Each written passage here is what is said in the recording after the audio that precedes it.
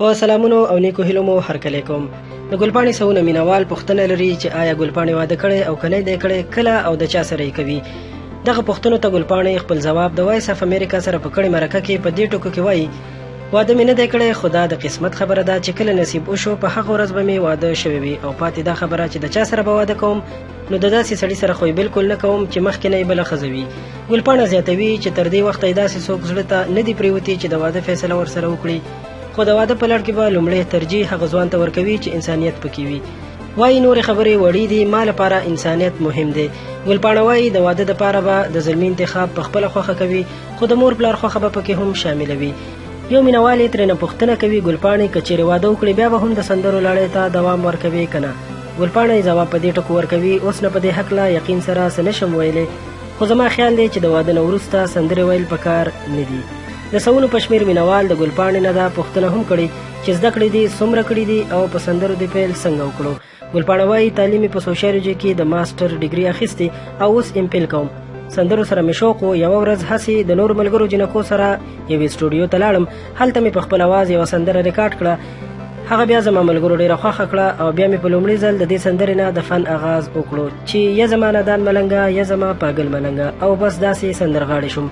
د ګلپاڼې نه چې کله پوښتنه وشوه آیا په ژوند کې دې د خندا موقع ډېرې راغلي که د ژړا، نو هغې وویل شکر دی داسې د خفګان کومه خبره نشته، الله همیشه په ما خپل فضل او کرم کړی. پاتې د ژوند خبره، نو ژوند کې خفګان او خوشحالي دواړه راځي، خو زه دومره ډېره حساسه یم چې په وړه خبره خوشحالېږم او په وړه خبره ژړا هم راځي.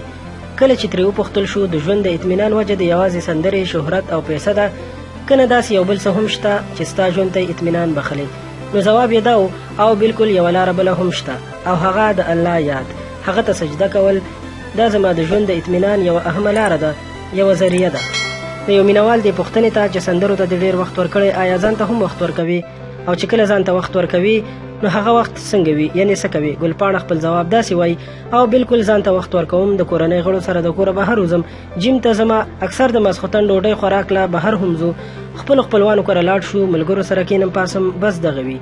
کله چې ترې پوښتنه وشوه په خپله دې د خوښې سندرغاړي څوک دي او هغه کومه سندره ده چې ستا په ژوند کې تر ټولو زیاته خوښیږي، ګلپاڼې وویل: د خوښې سندرغاړې مې شکیله ناز ده، او په ټول ژوند کې مې تر ټولو زیات د غني خان دا کلام د شکیله ناز په اواز خوښ شوی چې سترګو د جانان کې زما ښکلي جهانونه دي. د دې پوښتنې جواب کې چې خپل قام او ولس سره څومره مینه کوي او چې پښتانه په تکلیف یا بدامنۍ کې وویني څه احساس دي وي. ګلپاڼه وایي: په قام او ولس ډېره مینه یم، زه خو په هر مونځ کې هم دا دعا کوم چې خدای پښتانه د جنګونو او بدامنۍ نه بچ او د ښه تعلیم، ښه شعور، ښه صحت او سیال ژوند خاوندان کړي. یو مینوال ترې پوښتنه کړې چې د لباس او رنګونو انتخاب درته څوک کوي او په خپله دې کوم رنګ خوښ دی؟ ګلپاڼه په ځواب کې وایي: زه رنګونه د موسم په مناسبت خوښوم، په ژمي کې شوخ، په اوړي کې مې مدم یا لایټ رنګونه خوښ وي، نور ګلابي او سور رنګ مې د خوښې رنګونه دي. د شاعرۍ په هکله وایي چې په خپله یې نه چېرته د شعر لیکلو هڅه کړې او نه پکې خوښي لري. دا هم وایي چې په پښتو، فارسۍ، اردو او عربۍ ژبه د سندرو ویلو نه وروسته اوس په انګلیسي ژبه هم د سندرو ویلو اراده لري. د خپل اصلي عمر او نوم ښودلو په هکله په پوښتنې په خندا شوه او وایي چې دا حال چاته نه وایم. هغه وایي د خپلو مینوالو نه خوشحاله ده او خپل شهرت ورته تر اوسه داسې یو جنجال نه دی پېښ کړی چې هغه یې په سندرو ویلو پښیمانه کړي وي.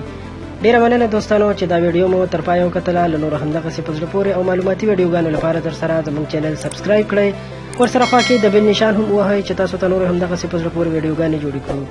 ډېره مننه.